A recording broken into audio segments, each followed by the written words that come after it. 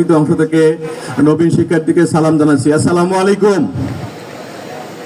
কেমন আছেন সবাই? আমি সাজ্জাদ হুসাইন, আহ্বায়ক দ্য রেড জুলাই কুড়িগ্রাম, অর্থাৎ জুলাইয়ের যে আন্দোলনের যে স্মৃতি আছে এই স্মৃতি সংরক্ষণ করা এবং বিস্তার করা নিয়ে কাজ করছেন দ্য রেড জুলাই কুড়িগ্রাম।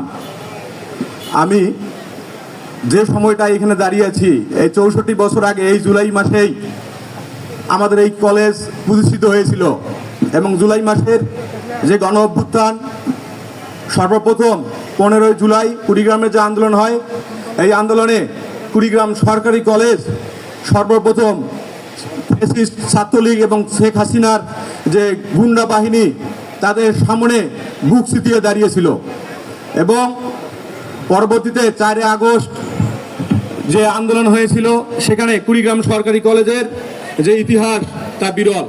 অর্থাৎ এইখানকার কুড়িগ্রামের যে আন্দোলনের ইতিহাস, সেই ইতিহাসে কুড়িগ্রাম সরকারি কলেজ যে শিক্ষার্থী সাহসী শিক্ষার্থীরা তারাই এই কুড়িগ্রামের দুর্বার আন্দোলনে মুখ্য ভূমিকা পালন করেছিল।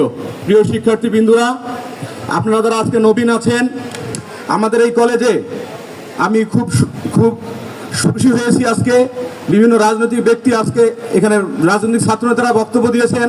তারা বলেছেন বিগত দিনে ছাত্রলীগ যেভাবে এই সরকারি কলেজকে যে রাজত্ব করেছিল তার অবসান এবং সাধারণ শিক্ষার্থীদের পক্ষে আমার একটি দাবি ছিল, সেটি ছাত্রদলের এক ভাই ক্লিয়ার করেছেন।